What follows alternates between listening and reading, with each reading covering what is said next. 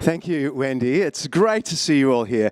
I have the great delight of introducing you to someone I regard as one of the finest public advocates for the Christian faith in the world today.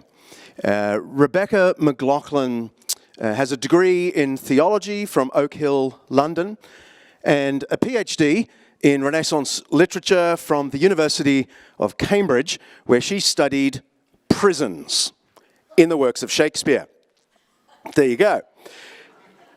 She now lives in the other Cambridge, in Massachusetts, here in the US. She's lived here maybe 15 years, 16 years. With her husband Brian and their 3 children. She has a very busy family life. She has a wide speaking ministry around the world. And she writes, it seems to me, about a book every year, which is depressing as someone who tries to write books. Her first book was Confronting Christianity, and it was described in Outreach magazine as the best all-round defense of the Christian faith in a decade. Now, that was my review of her book in Outreach magazine, but it is nonetheless true. She's since published the book Secular Creed, Jesus Through the Eyes of Women, and her newest one is No Greater Love, which is a reflection on the lost art of friendship. Now, you're going to see in a moment that her literary and theological backgrounds just shine through with a beauty and a clarity of thought about such diverse topics. Racism, sexuality, science, heaven and hell, violence. And really the guiding question through all that she does, it seems to me, is, does Christianity still make sense, despite everything? And that is sort of the topic we've got her talking about tonight. I mean, Christianity is very old, and in some circles, it's lost popularity.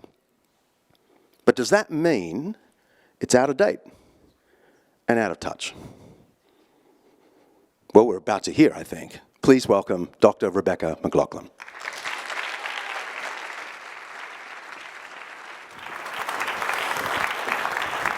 Gosh, you can't get rid of the foreigners around here, can you? You know, these guys coming in from Australia as if they have something to say. What arrogance, that's what I say. The beauty, so when I married a guy from Oklahoma, I'm just going to give you a second to process that because I know it's really hard for people to wrap their heads around. They're like, how did you meet? I get this like shocked expressions.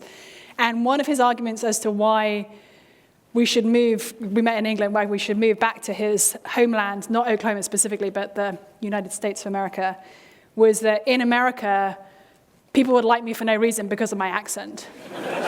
So I've been trading on this for the last 16 years. The only problem is, I'm pretty sure I was funnier in England, because you know how a lot of jokes depend on the exact way you pronounce a word or the exact cultural context. And I'd be like, here's my funny joke, and Americans are like, we don't pronounce it that way. What are you talking about? Or like, that's not a word. I'm like, oh gosh. So I think in America, I seem more intelligent than I am, but I'm also seem less funny than I am. So, you know, gotta take what you can get. Because I'm English, though, you know, one of the problems we have as a culture is that we really can't help talking about Harry Potter.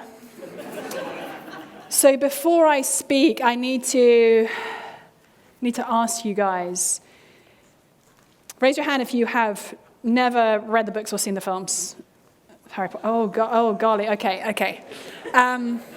Raise your hands if you haven't, but you plan to. Oh, I'm so sorry. Okay. Oh, I feel terrible now. Because the illustration I'm going to give you in just 1 second is going to be a terrible, terrible Harry Potter spoiler. If my 5-year-old who I'm reading the books with right now was here, I would have to send him out of the room. He would be gone anyway. He'd be so bored at this point. But so if you haven't read the books or seen the films, like truly, I want you to leave the room just for a couple of minutes, or maybe your dad can like block your ears. I hate this. Oh, okay. If you have read the books or seen the films, you'll know that in Harry Potter and the Half-Blood Prince, J.K. Rowling basically sticks a knife into her readers' hearts. Dumbledore is the Gandalf of the series, for those who are more Tolkien fans. He's the only man whose power for good can match Lord Voldemort's evil. But in the 6th book, a weakened Dumbledore stands at the top of the astronomy tower, surrounded by his enemies, and he appeals to Harry's teacher nemesis, Severus Snape, for help. Severus, please. And Snape kills him. You weren't blocking your ears. The scene is completely devastating. We never liked Professor Snape, but we hope beyond hope that he was Dumbledore's man, and now his betrayal of his mentor is complete.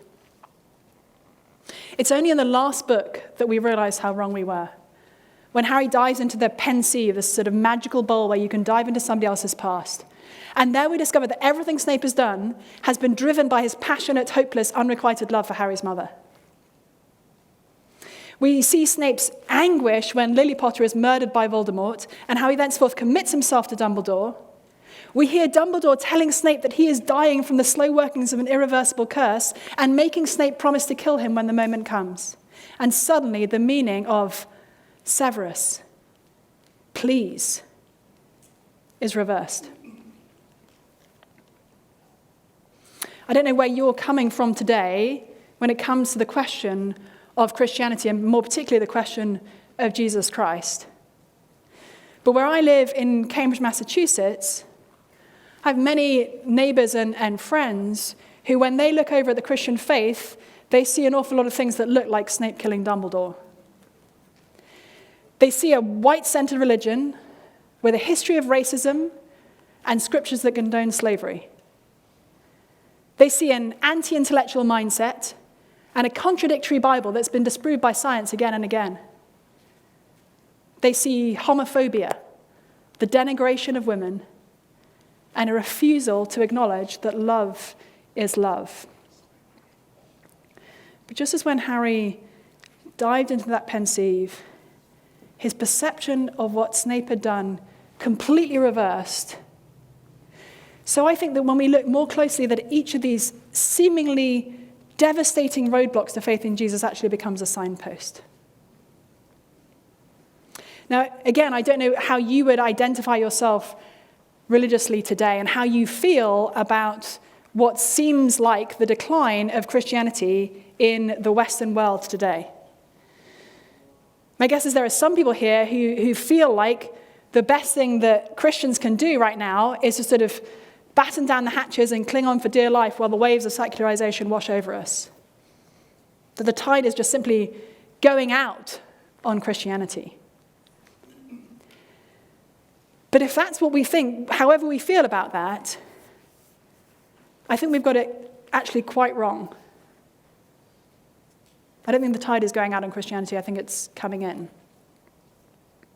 But in order to recognize this, there are 4 things that we need to do. Number 1, we need to rethink diversity. Number 2, we need to rethink the university. Number 3, we need to rethink morality. And number 4, we need to rethink sexuality. But if you, like me, are a follower of Jesus,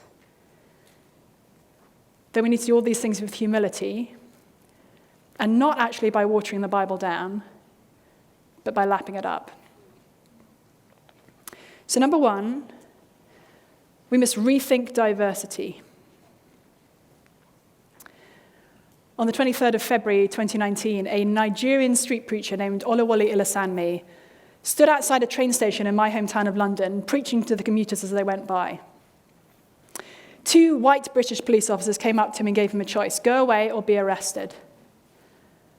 I will not go away, Mr. Ilasami replied, because I need to tell them the truth, and Jesus is the only way, the truth, and the life. They don't want to listen to that, the officer said. They want you to go away. You don't want to listen to that? Mr. Ilasami replied. You will listen when you are dead. You will listen when you are dead. And so he was arrested. What do we make of this story? My guess is a lot will depend on where we're coming from religiously. from my perspective as a Christian, as I hear this story, I'm deeply encouraged by my brother's faith. I'm reminded that actually, according to the Bible, preaching the message of Jesus always comes at a cost, and that Western Christians like me have got far too used to a comfortable life.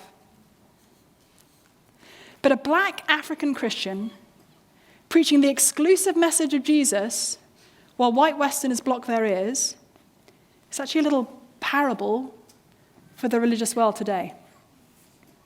See, 40 years ago, sociologists of religion, however they felt about this, they thought that as the world became more modern, more scientific, more educated, that religious belief would naturally decline. It's what had happened in Western Europe, where I'm from. And where Western Europe leads, the rest of the world must follow, right? Wrong. Not only in the last 40 years has religion in general and Christianity in particular failed to decline globally, but now as experts look out over the next 40 years, they anticipate an increasingly religious world.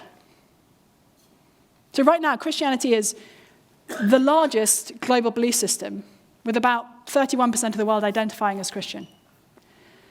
That proportion is set to increase slightly to 32% by about 2060. The second largest belief system in the world is Islam. And Islam is set to grow from around 25% to about 31%, making it a very close competitor of Christianity. Hinduism and Buddhism are both set to decline a little over that time. But here's the real shock. The proportion of people who do not affiliate with any major religion, so that includes atheists, agnostics, or people who would just check none on their census form if you ask them, what's your religion? That proportion is set to decline from 15% to 13%. Now, the tide isn't actually going out on religion globally, it's coming in.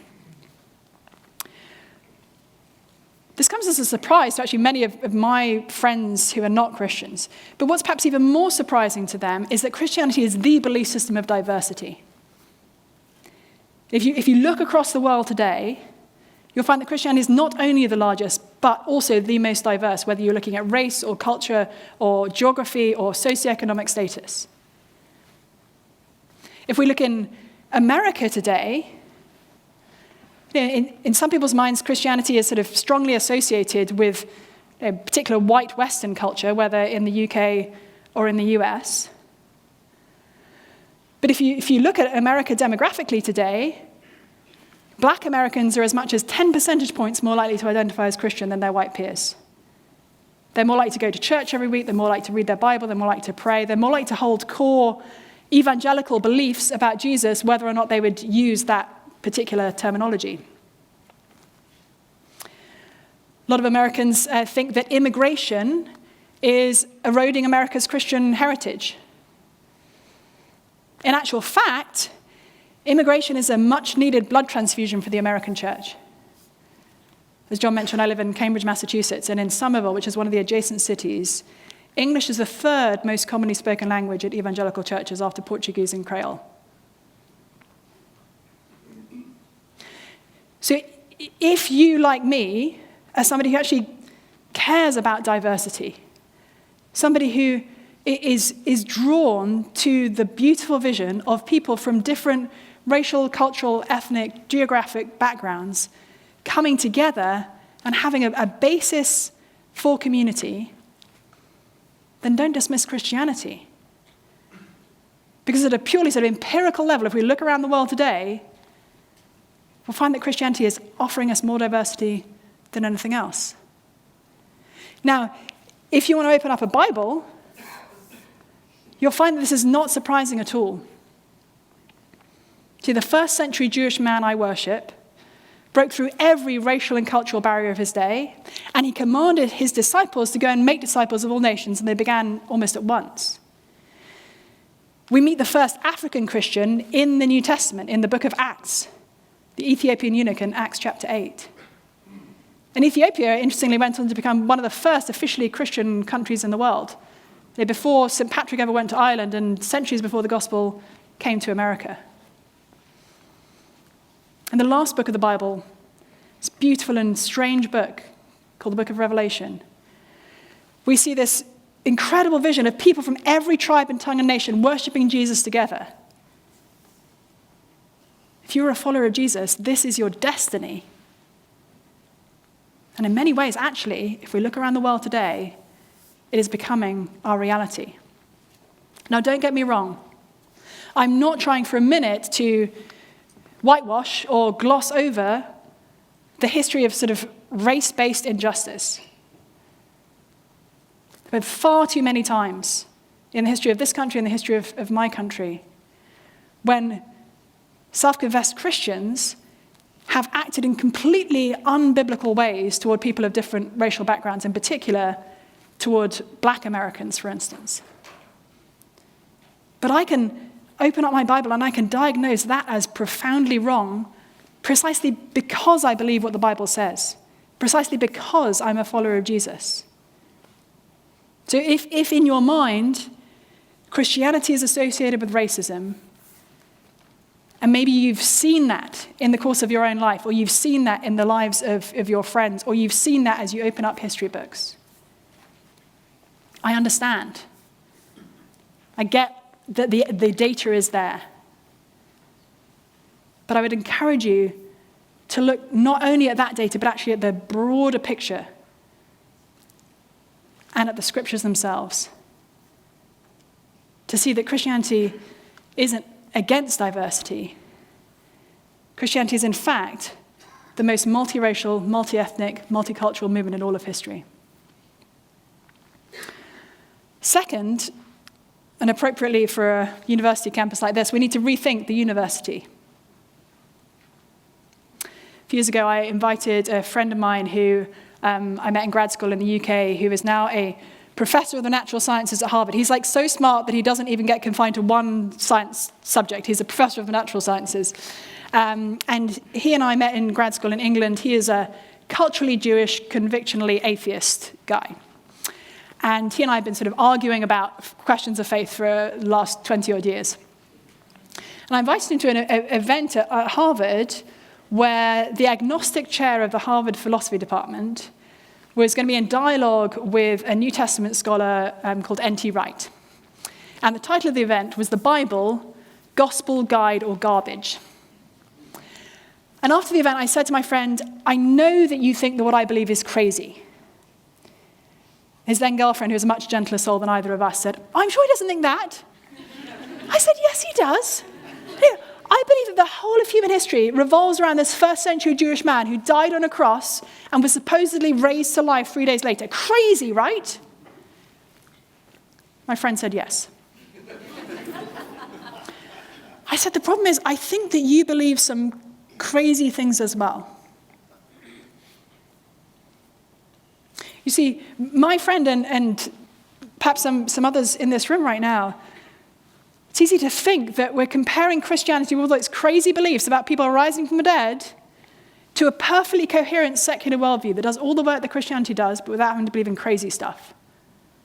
But the more I have read of atheist and agnostic thinkers in recent years, the more evident it is to me that there isn't that coherent alternative.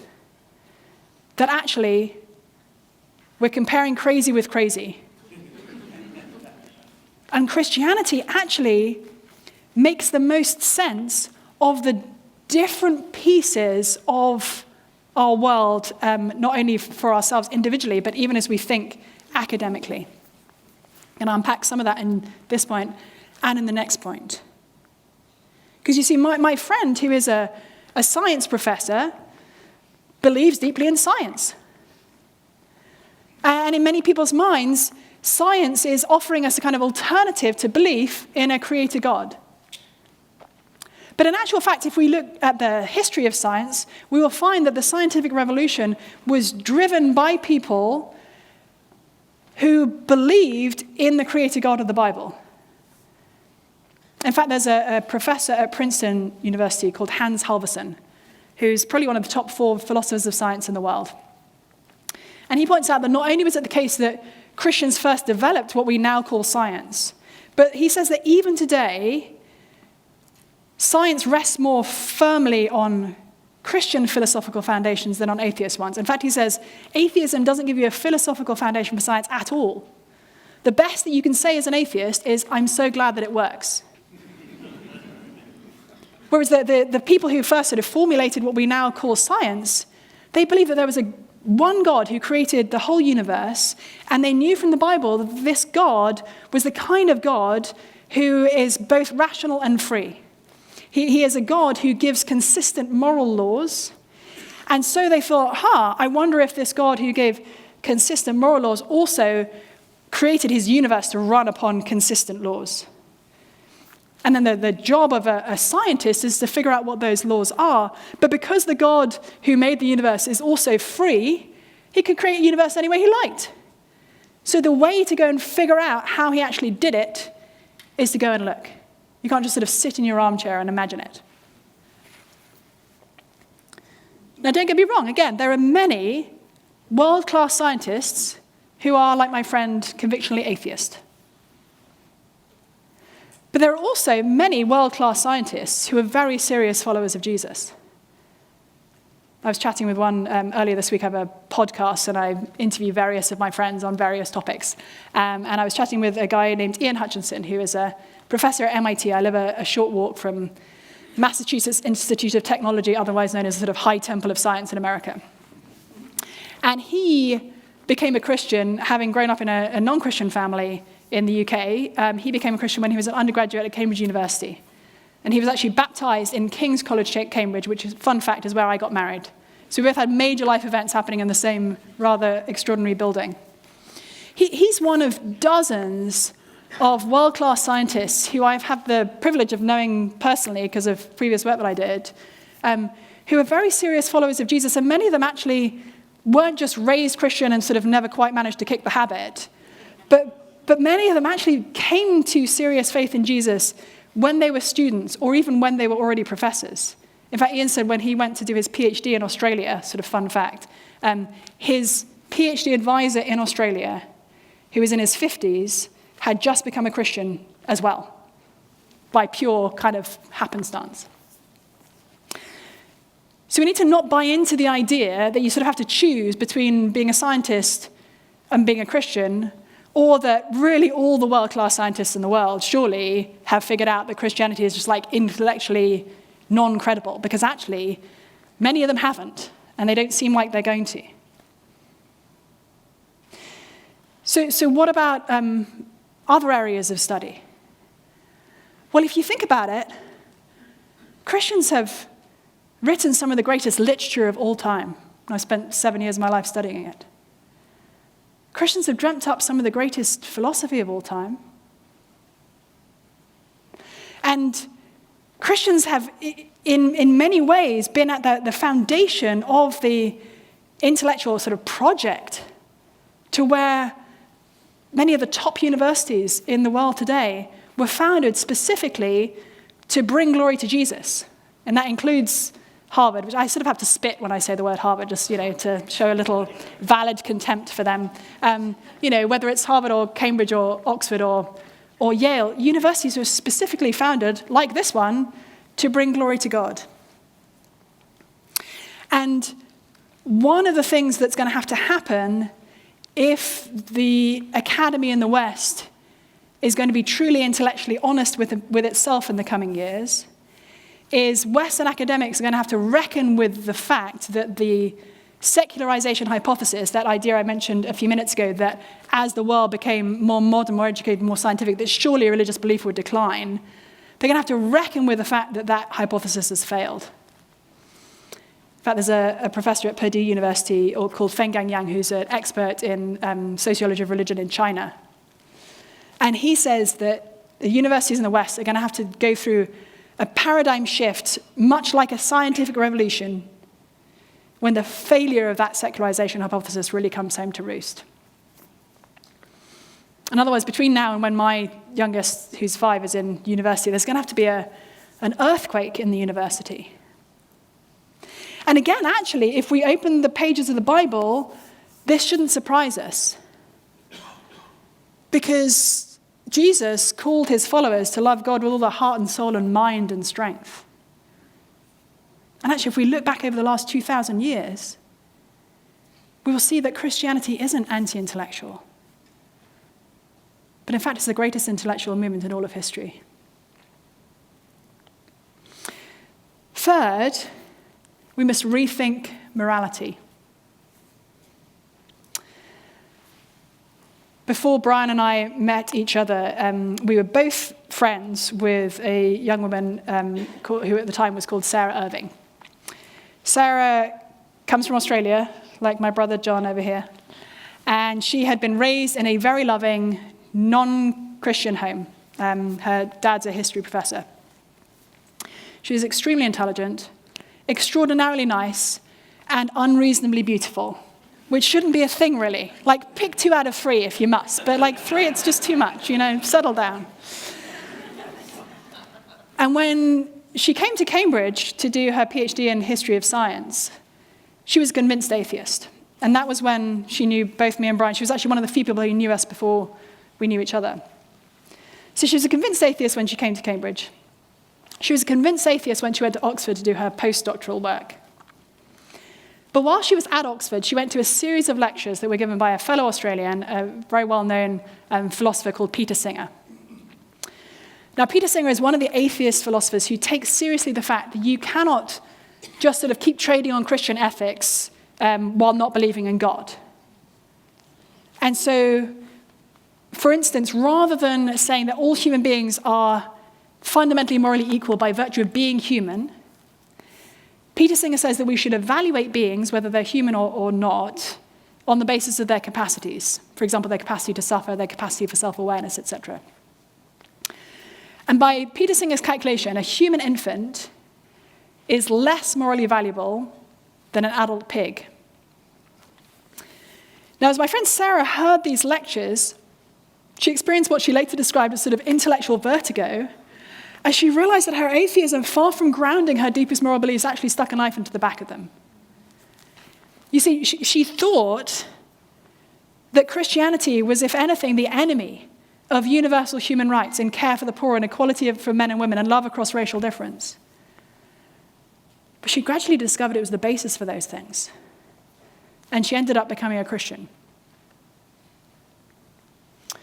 I've read a couple of books in the last few years by people looking at history from an atheist perspective or from an agnostic perspective and coming to the conclusion that actually the moral beliefs that I'm pretty confident that you and I all hold, regardless of how you might identify religiously, that they actually come to us from Christianity. So one is by a British historian called Tom Holland. The historian Tom Holland, not Spider-Man Tom Holland, different guy.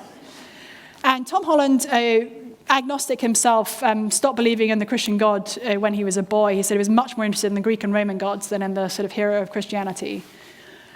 And a few years ago, he set out to write a book, which in America is called Dominion, How the Christian Revolution Remade the World. It's about this fat. So if you're into big books, I recommend it. And in that book, he is looking at the last 2,000 years of Christian history in the West. And one of the conclusions that he came to as he did his research was that the moral beliefs that he held as an agnostic were in fact not self-evident truths, but Christian beliefs. They'd been introduced by this strange Jewish sect 2,000 years ago, and they'd sort of infiltrated the world to where today, at least in Western contexts, even if somebody identifies as an atheist or an agnostic or as a Muslim or as a Hindu, most likely there will be shared moral beliefs that have come to us all from Christianity. Or I think of another book by an Israeli historian and philosopher, Yuval Noah Harari. So slightly less fat, but still quite fat book called Sapiens, A Brief History of Humankind. Has anybody read that one? Well done. It's a global bestseller. Apparently a lot of people have bought it. Whether they've read it or not is a whole other question. But in that book, Harari will make statements like this. He says, Homo sapiens has no natural rights, just as chimpanzees, hyenas, and spiders have no natural rights. He calls human rights figments of our fertile imagination. Quoting the US Declaration of Independence, we hold these truths to be self-evident, that all men are created equal. Harari says, well, the Americans got the idea of universal human equality from Christianity, But if we stop believing in a God who made human beings and gave them souls and all that jazz, then what does it even mean to say that human beings are equal? He says the scientific study of Homo sapiens has embarrassingly little to do with human rights and equal value. It's striking when you think about it. I think in many people's minds, I don't know if you've ever played Jenga. I sometimes play Jenga with my kids. My 5-year-old always calls it Jenga, and I can't kind of break him out of the habit. When you're playing Jenga or Jenga, you know how you kind of take a little brick out of the bottom and you try to build a higher tower? Somebody nod, because I feel like, okay, thank you. Thank you, appreciate it. I think in a lot of people's minds today, they might think, yeah, I mean, sure, people may have got some moral ideas from Christianity in the first place, but like, surely we can take Jesus out of the foundation and make an even higher moral tower. Actually, no, it's more like pulling the pin on a grenade. Everything goes up in the explosion. In fact, I can never forget the striking speech that a professor at MIT made a few years ago at an event that I was part of, where there was sort of two Christian professors and two professors, one I think identified as atheist, the other as agnostic, who were talking about their beliefs. And one of the agnostic professors, whose name is Alan Lightman, said this: our consciousness and our self-awareness create the illusion that we have some special ego power, some I-ness, some unique existence, when in reality we are nothing but bones, tissues, gelatinous membranes, electrical impulses, and chemicals. We are stuff, like donuts, he said. And if all you have to say about a human being is what can be assessed by the tools of science, he is right. We are stuff like donuts with delusions of selfhood. We haven't even only lost all our deepest moral beliefs. We've even lost the I who might hold those beliefs. Now, don't get me wrong. Christians in the last 2,000 years have often fallen short of the incredible ethics that Jesus calls us to. In fact, in some ways, it's sort of built into the understanding of every Christian. In order to become a Christian, you need to recognize that you're not basically a good person who maybe sometimes makes mistakes. You need to recognize that you're actually so bad that you needed the Son of God to come and die for you. It's a pretty unflattering perspective on who I am and who you are. And this same Son of God who came into the world to die for you and for me also let us in on the truth of the moral world, the perfect moral standards that the perfect God who made the world has set. And the bad news is that we don't just fall a little bit short of those standards, we fall basically flat on our face. And my sense often when talking with people who maybe are not Christians themselves, but have been raised, especially in parts of the US where many people around them would identify as Christian, is that one of their first associations for Christians is hypocrisy. Or at best, a sense that Christians are saying, I think I'm a better person than you are. You know, come and be a good person like me. Actually, that's really the opposite of the Christian message. I love how the Apostle Paul put it in one of his letters that's recorded in the New Testament. He said, this is a trustworthy saying, worthy of full acceptance, that Jesus Christ came into the world to save sinners, of whom I am the foremost. There's no way to share the message of Christianity while holding on to your self-righteousness. And I think if you, like me, are a follower of Jesus, we need to be really careful that that's not what we're communicating to those around us. You know, come and be a good person like me.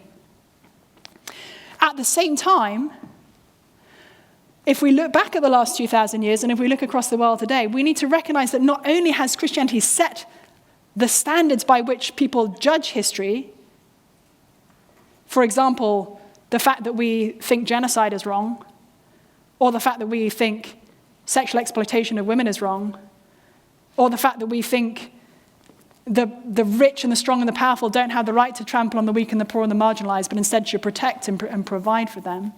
Or the idea that love across racial differences is true and good and beautiful. Or the idea that men and women are fundamentally morally equal. You know, that would have been a ridiculous idea for many people in the ancient world. Where was I going with that? Oh yes, yeah, I'm here. Okay, don't worry. I've been up since 5:15, but it's still all happening here. Not only has Christianity sort of set the moral standards, but actually, even Richard Dawkins, who is sort of well-known atheist from my homeland, one of the leading figures in the new atheist movement of the early 2000s, even he has had to acknowledge the data which shows that people who are actively religious are actually behave better than people who are not. And you can kind of look at that over various different criteria, if you will. But it turns out that believing there is a God to whom you are accountable and who might actually, believing there is a real moral universe that you have to conform to, turns out to actually be better aligned with pro-social behavior and less aligned with people behaving extraordinarily poorly toward each other. So in our hurting world today, I think those of us here who are Christians need to reclaim morality, kind of like divers pulling treasure from a wreck, and flee self-righteousness like toxic waste. And those of us here who are not followers of Jesus, it might just be worth reading some of those leading thinkers who are pointing out that actually perhaps some of the things you hold dearest in your heart in terms of your moral beliefs have come to you from Christianity. And that if Jesus isn't who he claims to be, your foundation for them may have just sort of quietly crumbled away. Fourth, and lastly, we need to rethink sexuality. When Snape killed Dumbledore, all doubt in the reader's mind as to whether he was on the side of good or evil died as well. And when I stand for Christian sexual ethics in Cambridge, Massachusetts today, I move over in people's minds from delusion to bigotry. But just as when Harry dived into Snape's memories, he found that Snape's was not a story of hate, but a story of love, I believe that when we dive into what the Bible has to say about sexuality, we'll find that it's a love story too. It's just a much bigger love story than we were ready for. The love story begins in the Old Testament scriptures as prophet after prophet compares God to a loving, faithful husband and Israel, his people, to an all too often unfaithful wife. And time and again, God's people keep sort of cheating on him with other so-called gods. And this marriage seems to be in crisis. And then Jesus steps onto the stage of human history. And one of the many strange things that Jesus said was that he is the bridegroom. It's actually a very odd thing to say for a man who never married in his life on earth. So what is Jesus talking about? Well, it's one of the ways in which he's stepping into the shoes of the creator gods of the Old Testament. Jesus is saying, I'm the bridegroom. I've come to claim God's people for myself. As the New Testament proceeds, we come across one of Paul's letters to the church in Ephesus, where Paul describes Christian marriage as being like a little scale model of Jesus' love for his people. And this love song rises to a full-blown crescendo in the book of Revelation at the end of the Bible, when this great shout goes out, the wedding of the Lamb has come, referring to Jesus. And Jesus' marriage to his church brings heaven and earth back together. This actually, biblically, is why marriage is male-female and why husbands and wives are called to different roles. Like Christ in the church, it's a love across difference. Like Christ in the church, it's a love built on sacrifice. Like Christ in the church, it's a life-creating, flesh-uniting, never-ending, exclusive love. Marriage is meant to point us to Christ. But it's also meant to disappoint us. Because actually, even the best human marriage could only be a tiny echo of Jesus' love for us if Jesus is who he claims to be. And one of the things we need to recognize as well, if we're going to look at what the Bible says, is that marriage isn't the only human relationship that is designed to point us to Jesus' love. The night that Jesus was betrayed to his death, he said to his disciples, "This is my commandment, that you love one another as I have loved you. Greater love has no one than this, that he laid down his life for his friends." And people will sometimes say that Christians, people like me who are setting their faith on what the Bible teaches, don't have any vision for love between people of the same sex. Actually, as somebody who's wanting to live by what the Bible says, I would say I have a beautiful and glorious vision of love between people of the same sex. But the Bible offers us a different vision for love between people of the same sex than it does for love between a husband and wife in marriage. If you read through the New Testament documents, the Gospels and the New Testament letters, you will find a handful of references to the love between a husband and a wife, and a handful of references to the love that parents should have for their children. And you will find buckets and buckets full of commands to Christians to love each other as brothers and sisters. I'm not saying any of this is sort of easy or straightforward. Some of you who maybe were here this afternoon when I was talking to some of the students about these issues may know this, but as long as I can remember, I've been a Christian. As long as I can remember, I've been attracted to other women. I think if I were not a Christian, it's most likely I'd be married to a woman today rather than to a man. So I didn't come to the Bible hoping that it said no to same-sex sexual relationships for Christians. There would have been a time in my life when I'd been more than happy if it had said yes.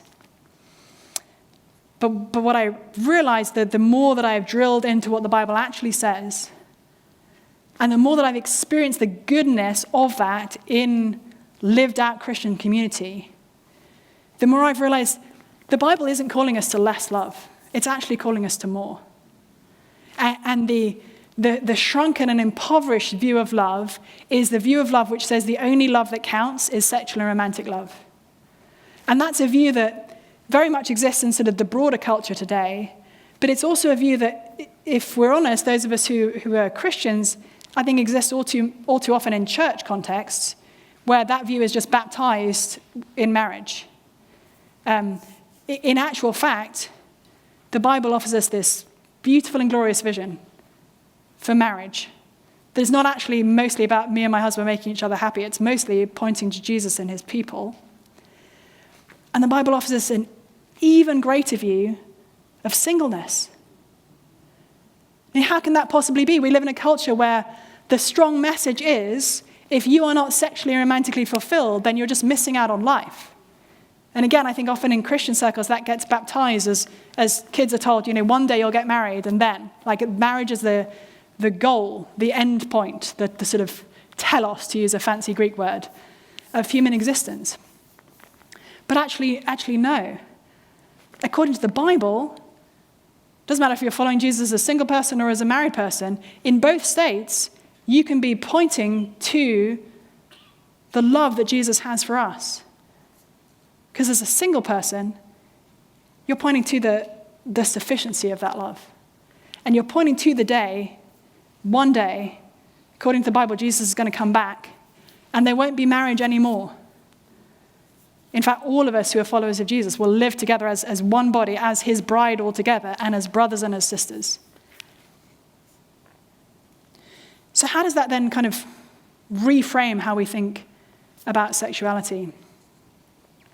I think it does that in so many ways. I could tell so many stories of friends of mine in Cambridge, Massachusetts. I don't actually quite know why this is, but it seems like not only my church, but like my particular community group, Bible study, seems to sort of attract people who, like me, are attracted to people of their same sex. And some people have come because they've read a book I wrote. Most people, it's just pure happenstance. They've showed up and then sort of discovered, oh, this is something that we can kind of talk about in this community. That's interesting. And in one instance, a young woman joined our community about 6 months ago, and she has multiple tattoos of naked women on her body from a period of her life when she was dating other women. And a couple of weeks into Christian community with us, she came up to me and she said, "Oh, I've just realized you guys have to love me." I said, "Yes." She said, "I could go anywhere. I could join any other group in Boston, and people could get to know me and decide that I was weird and they didn't want me anymore. But you guys have to love me." I said, "That's true." I said, "The problem is you have to love us too."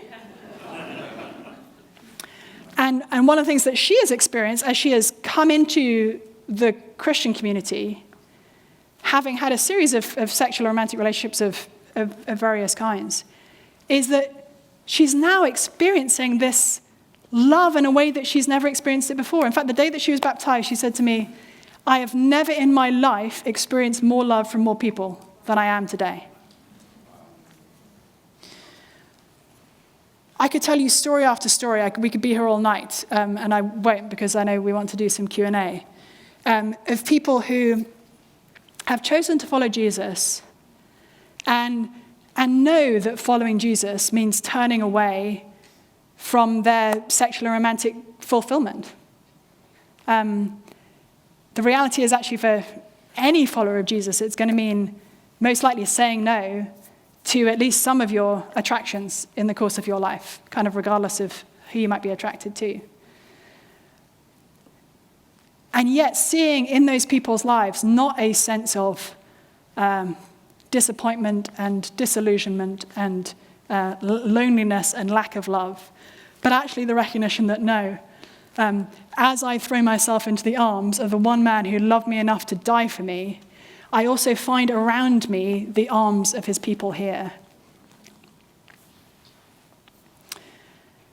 So as I say, I wanted to get to Q&A in just a minute, but just to recap, I would challenge you, if you're thinking about the claims of Christianity, or if frankly you've dismissed Christianity long ago for some of the reasons that we've mentioned tonight, then maybe it's worth taking the time to rethink diversity, rethink the university, rethink morality, and rethink sexuality. Because Jesus is actually not a relic of the ancient world. He is our modern world's best hope. Thank you.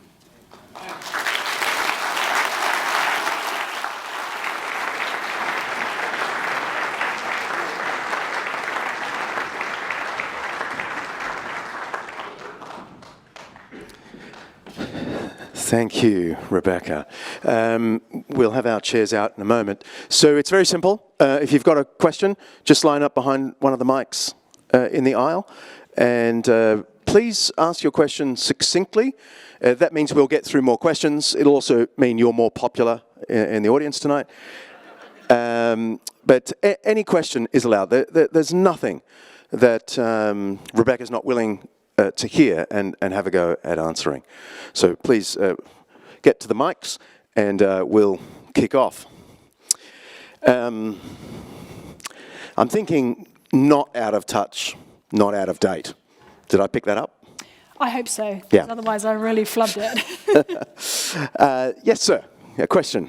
Oh, I'm Derek Anderson. I'm a sophomore in the communication department. Hey. My question is, how does someone preach the Word of God and continue to preach the Word of God, but they struggle with hypocrisy? Sorry, how does somebody who struggles with the hypocrisy of others, or somebody who themselves... With their self. With themselves? Yes. Do you know, that is a question close to my heart, because there are many people who have stood up on a stage like this, given talks like this, many times, people who have toured the world or toured the country or like pastored a church or whatever, who can talk a really good talk about Jesus and whose lives are utterly out of joint with that. And as I think about myself, I mean, in the last sort of few years that I've been doing more kind of public speaking and public writing stuff, I've been aware of the fact that I could become one of those people. And it is vital that I make sure that what happens in my actual kind of life in Cambridge, in my community, in my sort of internal life, as well as in my kind of relational, local life, is aligned with what I'm saying. Now, I hope that I'm clear whenever I speak to say, I'm not standing up here as somebody who is not a sinner. I'm standing up here as somebody who is a sinner. And part of being a Christian is recognizing that you're a sinner, not just once upon a time you were a sinner and then Jesus saved you, but actually today. And for me, one of the key ways in which I try to guard against hypocrisy is having a handful of people in my life who I tell all my worst things to, and who I give full permission to challenge, rebuke, and correct me, and vice versa. I think sometimes when Christian leaders of whatever kind get themselves into terrible, sort of dramatic and ongoing sin, it's correlated with them not actually having their relational needs met in a healthy, biblical way. And I don't ever want to be that. Don't be shy. Feel free to jump in front of the mic, and while you do, hopefully. Rebecca, do you see any differences between the UK and America in None at all. in terms of doubt and skepticism toward Christianity? Are they the same questions and criticisms, or are there slight differences here in the US? Do you know, it's kind of tricky because the US is such a diverse place, as you know, when it comes to people's experience of Christianity. The UK is a far more secular country in terms of like the number of people who show up to church and the number of people who would sort of identify Christianly. So I think there's probably more in the UK of people who simply have no idea about Christianity. I mean, not that they haven't ever heard of Christianity, but they truly, when I was speaking with Cambridge students a couple of months ago, some of whom just really didn't know what Christianity was. And it was more like talking to somebody who perhaps had moved here from mainland China and hadn't really been exposed to Christianity than talking to somebody who was raised, most parts of the US, there's at least some kind of familiarity with what Christianity is. So even before we got to the questions of what are the main barriers to belief, I think there's just kind of an ignorance. And I'm not using that term pejoratively, but there's just, people don't know what the claims of Jesus are. Yeah, it's far more in the press, isn't it? It's going to be better than your question. Yeah, I'm sure it is. Thank you. So I had this deepest wish, really, to be able to pronounce your last name, but I'm not going to try. I was was that the question? That's not the question. But I would have liked to lead with that. So my question is centered around the topic of gender and sexuality. So this is the question.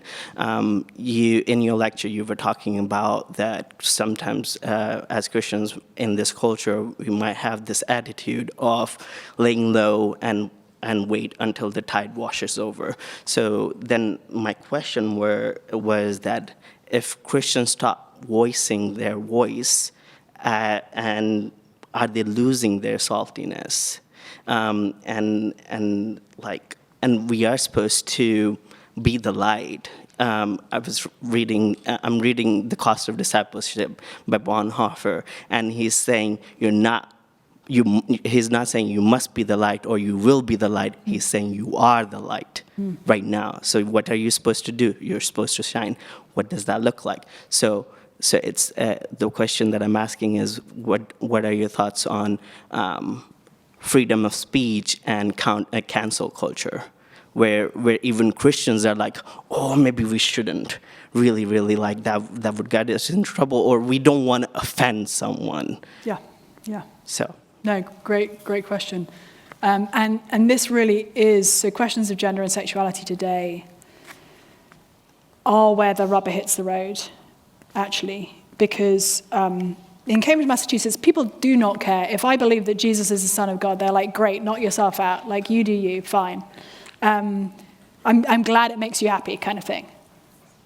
If I say that according to Christian ethics, it is morally wrong to sleep with somebody of your same sex, and that you cannot marry somebody of your same sex, then that's no longer, isn't it sweet that you believe that? Enjoy.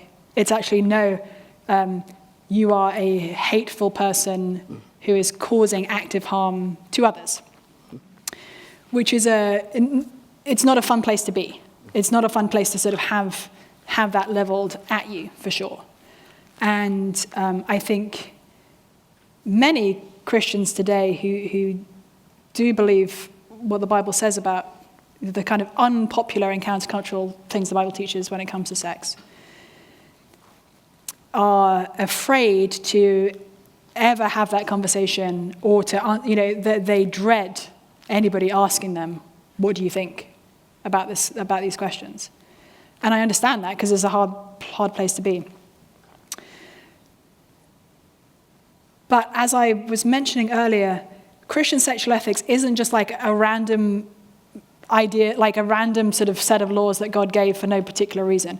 It's actually all ultimately comes back to this gospel metaphor of Jesus and his people. I mean, one of the things I sometimes say to people is like, Christian sexual ethics is weirder than you think. It's not just that I believe that sex only belongs in marriage between one man and one woman for life, but it's that I believe this is ultimately about a metaphor of Jesus' love for his people. Crazy, right? And so I think that the gospel actually lies at the heart. I don't think you can talk about Christian sexual ethics without talking about Jesus. Like, he's actually at the center of that. And also, I don't think there is a way to be a faithful follower of Jesus and avoid ever being falsely accused of bad stuff. I mean, that's actually something that Jesus told his followers would happen.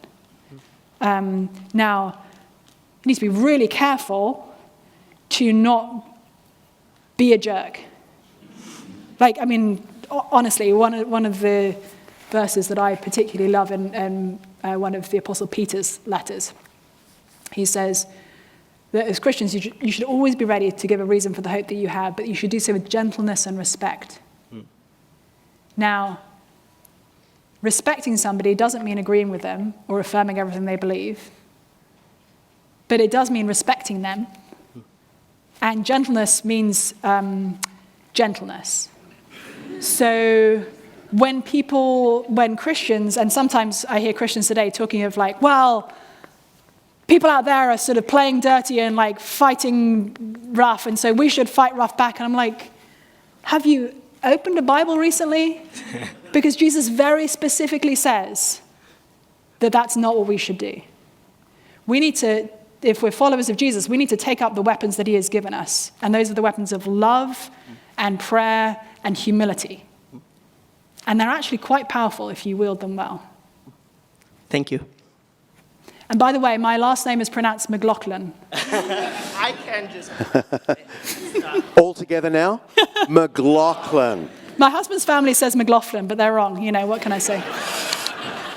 Thank you, sir. I have friends, a Christian couple, male and female, exploring marriage, where one of them has no heterosexual desire.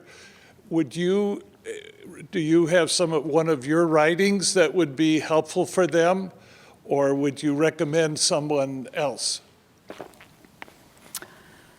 Oh, good question. So just to make sure I'm understanding you correctly, you have friends who are considering marrying each other. Yes. But one of them only has same-sex desire, or Yes. doesn't have. Okay, yeah. Yes. I think it would very much depend I don't think I've written anything. I've written things that might be helpful to them, but aren't directly addressing that. I would, if I were their friend, want to talk through with them, have very honest conversations about where they are and what they're thinking. I don't think there is any, I think if they wanted to get married, I don't think there's any kind of biblical reason to not do that. I do think biblically that sex is part of marriage, and so I think getting married with no intention of having sex would actually be not, biblically speaking, getting married.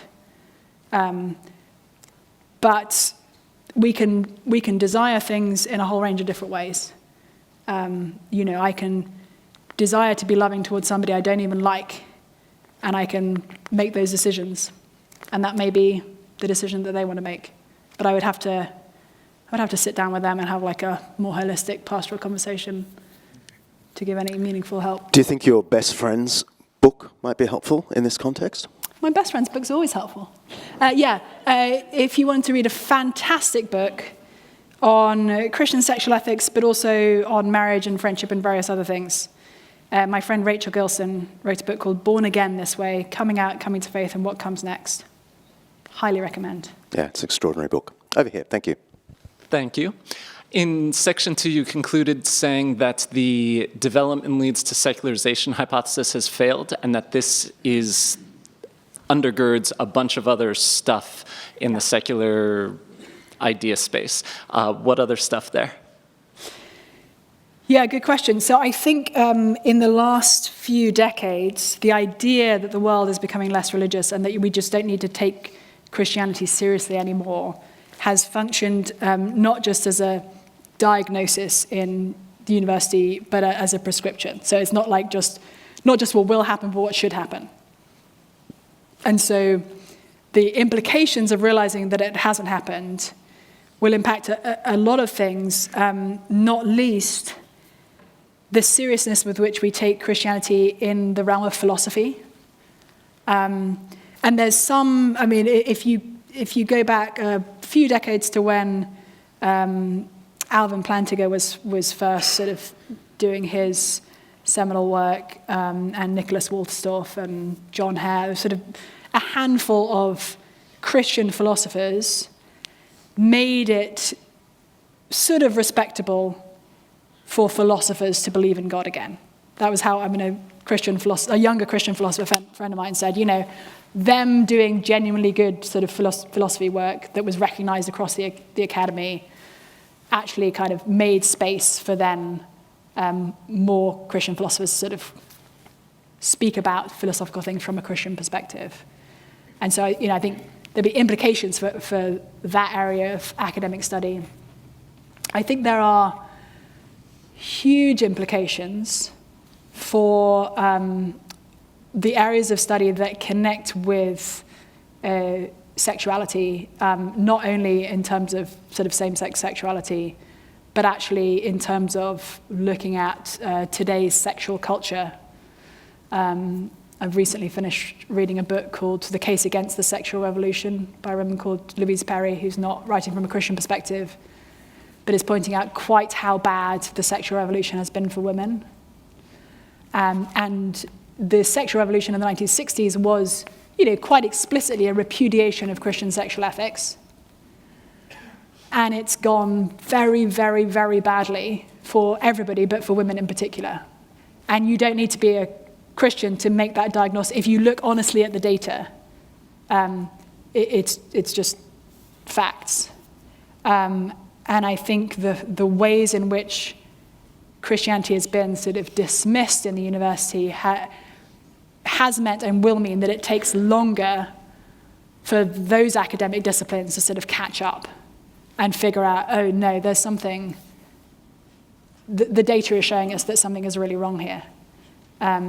Or thinking about what leads to human flourishing in terms of psychology.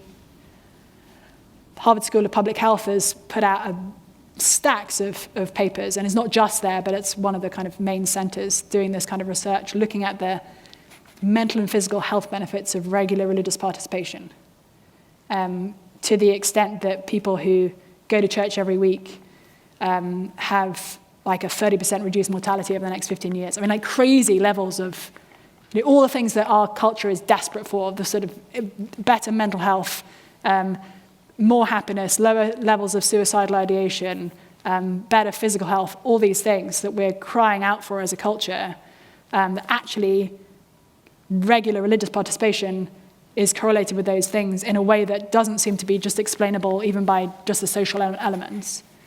So I think that's a whole field of study as well that's going to have to kind of rethink itself. Either the field of psychology and mental health and wellness is going to have to stop dismissing Christianity because there's just too much data to show that people who go to church every week are happier, healthier, and longer lived than people who don't.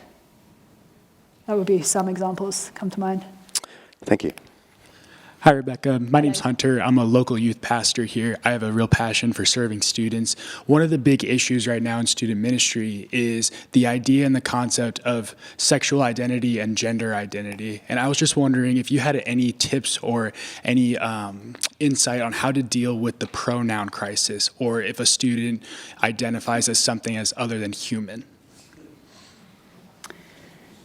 Yeah, I'm going to take just like one little piece of that because I could talk for like the next hour, and we don't have time for that.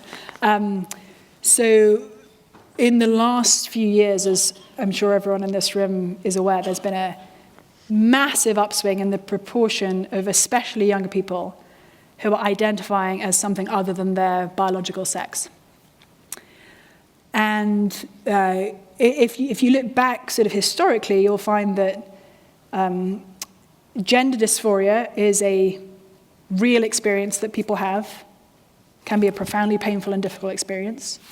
And it's something that historically has been very much, not exclusively, but predominantly an experience of males who from early childhood felt a sense of deep disconnection with their body, their sort of sex body, and like they didn't kind of fit as a boy in the world.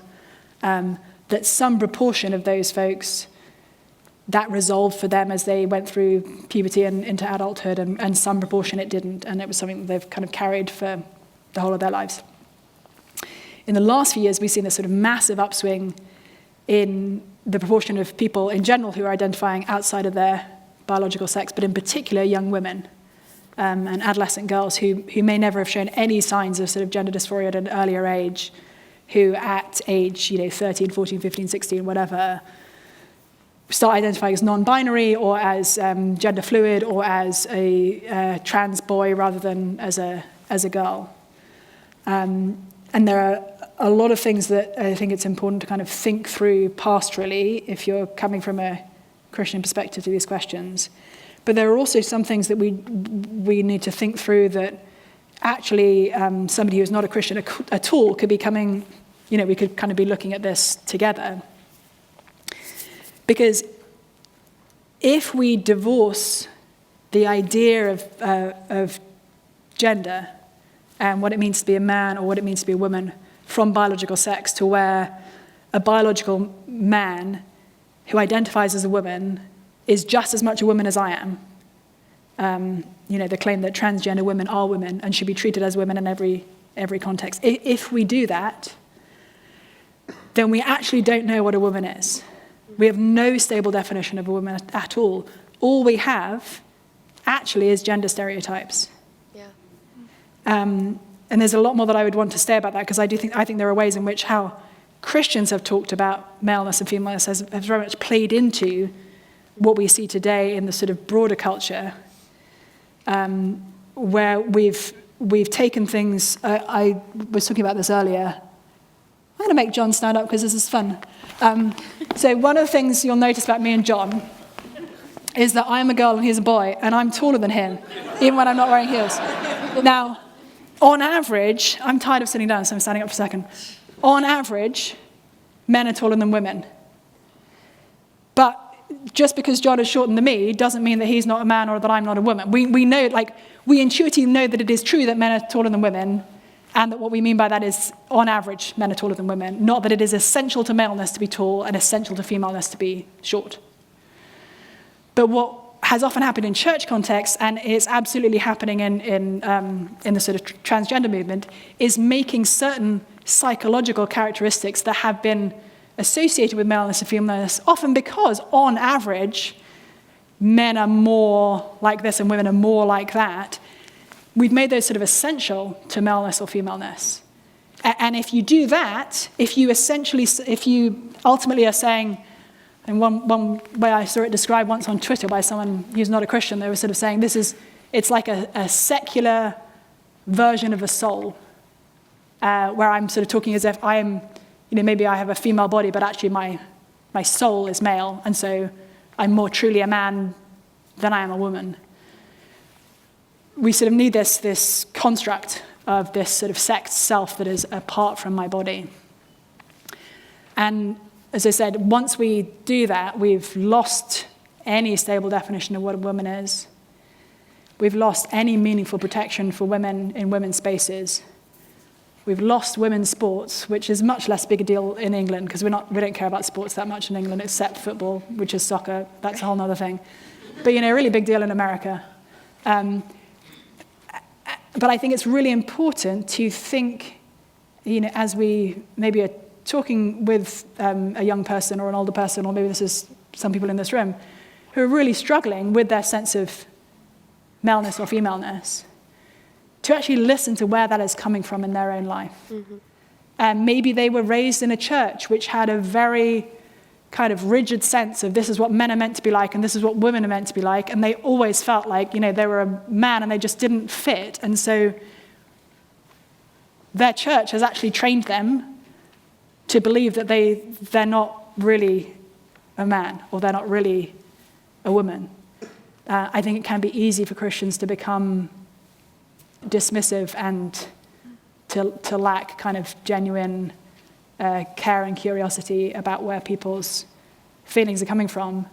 And I can absolutely acknowledge that somebody might be struggling with the very real experience of gender dysphoria while not acknowledging that they are in fact a man or a woman if that doesn't align with their biological sex. So it's just like a few thoughts. Oops. We'll try to get through all these three. We might only get two, but you're on first. Thank you.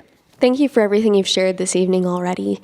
I hope to live in the United Kingdom one day and wondered if you had any advice on how to approach English people, as you talked about, with their kind of relative truth idea and being very respectful of that's your faith.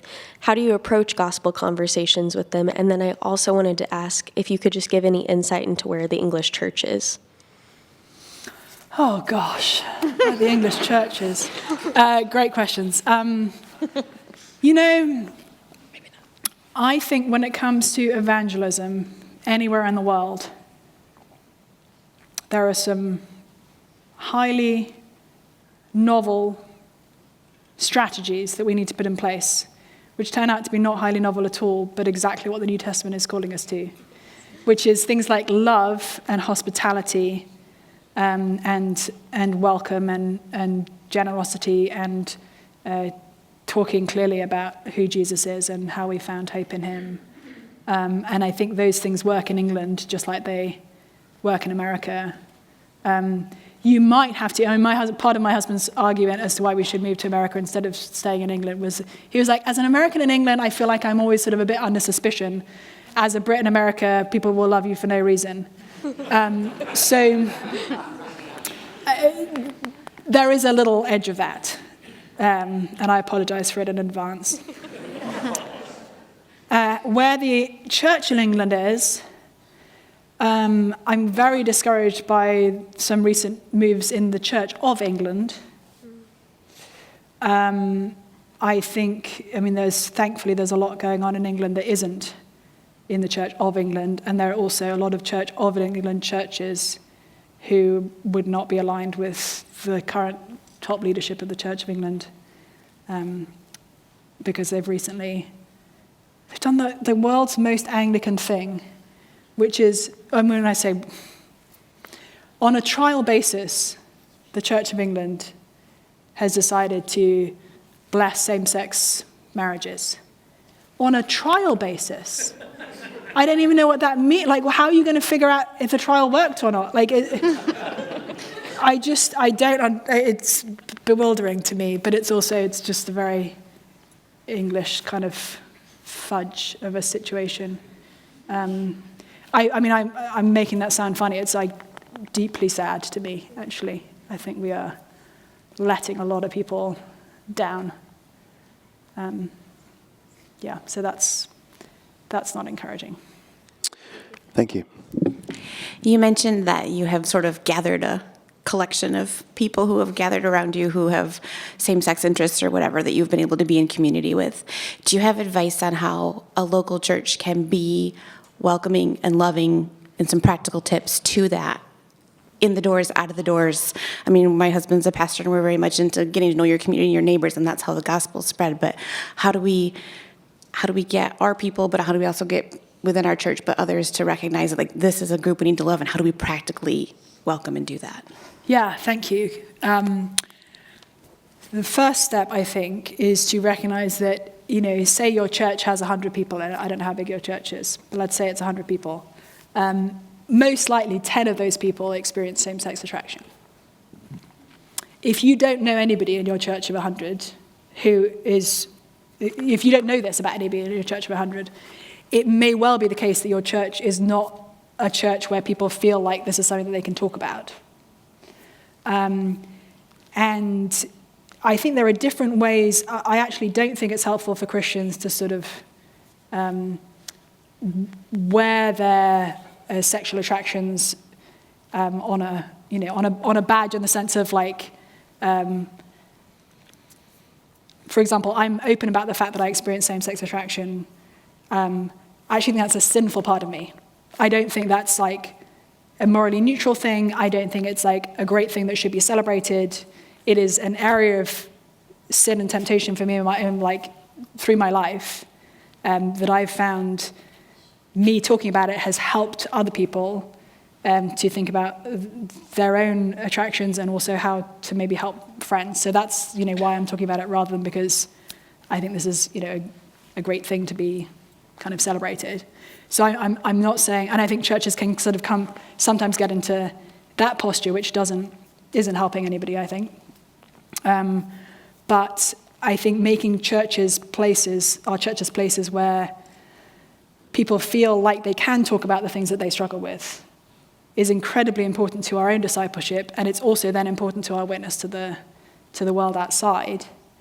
So as just a little example in my own life, I've been having conversations the last year with one of the baristas at my local coffee shop who identifies as atheist and is also a lesbian. And she and I have developed a lovely friendship, and I routinely have coffee with other friends of mine there and introduce her to them. And it so happens, I'm introducing her to a succession of people whose testimonies are of coming to Christ from a background of same-sex sexual relationships. And so as she hears about Jesus from me, the potential for her to think, well, I'm just a homophobic bigot who doesn't understand and whatnot, is kind of not there, because she's not only got my own story, but also the stories of all my friends. And I'm not even orchestrating this. It's really just like, I happen to be my friends. But yeah, so I think thinking through your own church culture, and is this a place? And I think in many churches it is easier for somebody to confess a pornography addiction than it is for them to talk about their experience of same-sex attraction. And I actually think it's vital that people should be able to confess their pornography addictions and get help. But I think we all need to be able to talk about what we struggle with. Thank you. Final question. Thank you very much for coming and bringing your lecture for us to hear. I was wondering what your response would be to how even in social sciences, and I was specifically thinking psychology, in a Christian context, are affirming either same-sex attraction as they would be working in junction with the Bible as they're being taught in Christian domains, or affirming transitions to the opposite gender or what have you. What your thoughts are on that? I'm not sure I fully understood. So what are my thoughts on when people are... On the affirmation from Christian professors and psychologists that this is the fact that they are Christians, but they use the science to support these things and the Bible by association. Oh, so if I'm understanding you correctly, what do I think of Christian professors or academics who are saying, pointing to what, like, psychological positives or of affirming same-sex sexual relationships, or like psychological negatives of not doing so? Is that? Mm-hmm. Yeah. Yeah, I think the reality is that people who identify as LGBT have higher levels of depression, anxiety, suicidal ideation, etc., on average, than their peers who don't. Now, that data, that's just the facts here, yeah. So then the question comes, what is causing that? And there will be people on one side who would say, well, clearly this is all caused by the homophobia and the transphobia in the culture or in the church or like in the environment, and really it's the fault of those around, these folks, that this is how they're struggling. People on the other side would say, well, actually, no, it's people kind of living into these attractions is actually detrimental to their mental health and happiness. We can hear people saying that on both sides. And my guess is that there's actually a bit of both those things happening in certain contexts, and there's also a lot of people who have experienced a lot of trauma, and people who, especially with some of the trans identification at the moment, because identifying as trans in one form or another is being sold to young people in particular as the kind of solution to what they may already be struggling with in terms of mental health. We've had a lot of kind of papering over of real issues that people ought to be getting help, like real meaningful help with. We've been I think there's been a kind of misdiagnosis of a lot of people in this area. I don't think there's any like blanket statement to be made. I think every individual is an individual with their own story and their own history, and there is no kind of one-size-fits-all to account for any individual's experience. But I think it's worth us kind of looking at the data and thinking through, what does love look like, which is always the question Christians should be asking. What does it look like to love whoever this person is? If somebody is coming from the perspective of being a Christian teacher, and they are teaching that the Bible affirms same-sex sexual relationships, they're in fact misleading people. They may be very well-intentioned, but they are doing people a serious disservice and misleading them. And so it actually grieves me deeply, because we're never going to be more loving than Jesus. Jesus is extremely serious in how he talks about sexual sin. And the Bible is painfully clear that same-sex sexual relationships are sinful, as are opposite-sex sexual relationships outside of lifelong marriage. And if we start calling something good, which the Bible calls evil, then we are affirming people in sin, and that's a profoundly unloving thing to do. And it's a highly unpopular thing to say in our kind of culture today. And I don't say it with sort of relish at all. But I think it's the truth.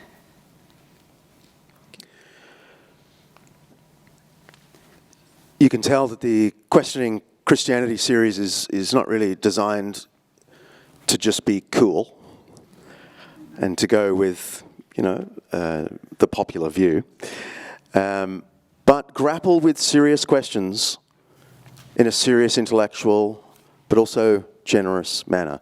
And I think Rebecca has exemplified that. Our next in the series is on the 10th of April. So we'd love to see you back here for that. It won't be nearly as good as tonight, because it's me, not Rebecca. But the topic is one that I've had many skeptical friends over the years raise. Aren't there too many versions of Christianity to take any one of them seriously? The Catholics don't agree with the Orthodox, don't agree with the Baptists, don't agree with the Methodists, don't agree with the Pentecostals, and so on. Why should I take your religion seriously if you can't even agree what you believe? Is there a core Christianity? That's the question that I'll try and approach on the 10th of April. But before then, will you please thank Rebecca McLaughlin